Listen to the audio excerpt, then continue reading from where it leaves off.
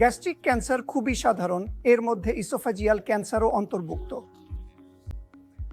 জনসংখ্যার মধ্যে ডেমোগ্রাফিক পরিবর্তন ঘটার ফলে ইসোফেজিয়াল ক্যান্সার ধীরে ধীরে পাকস্থলীর দিকে সরে যাচ্ছে এবং এখন আগের মতো উপরের ইসোফেগাসে সাধারণত দেখা যেত স্কোয়ামাস সেল কার্সিনোমার পরিবর্তে ওজি জাংশনের অ্যাডেনোকার্সিনোমা বেশি দেখা যাচ্ছে।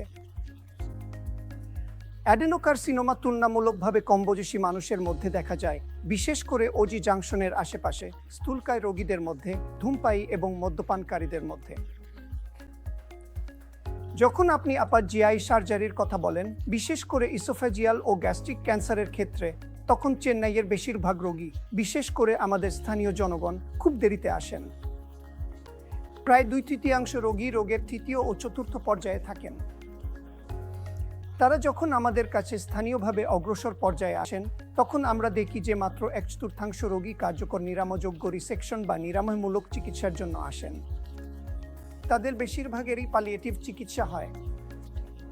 যেসব রোগীর ক্ষেত্রে নিরাময়যোগ্য রিসেকশনের কথা ভাবা হয়, তাদের জন্য খুবই গুরুত্বপূর্ণ যে তারা অত্যন্ত নিখুঁত সার্জিক্যাল চিকিৎসা পান এবং নিখুঁত সার্জারি হয় এমন প্রতিষ্ঠানে যেখানে অত্যন্ত দক্ষ মানুষরা আরও উন্নত প্রযুক্তি ব্যবহার করেন, যার মধ্যে ল্যাপারোস্কোপিক বা রোবোটিক সার্জারিও রয়েছে। রোবোটিক সার্জারি ও ল্যাপারোস্কোপিক সার্জারি এগুলো হাসপাতালে থাকার সময় কমিয়ে দিয়েছে এবং সার্জারির পর দ্রুত সুস্থ হয়ে ওঠার সুযোগ দিয়েছে।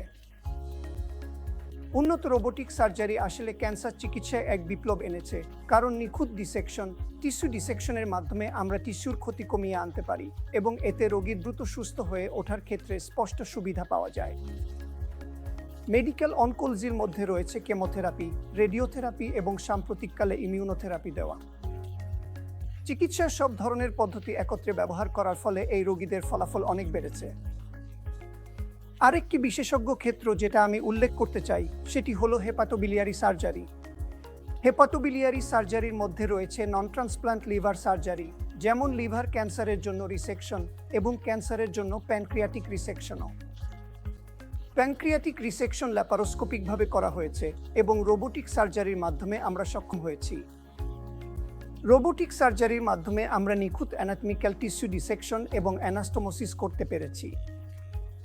এর ফলে এই রোগীদের সুস্থ হয়ে ওঠা এবং ফলাফল আরও ভালো হয়েছে। ধন্যবাদ।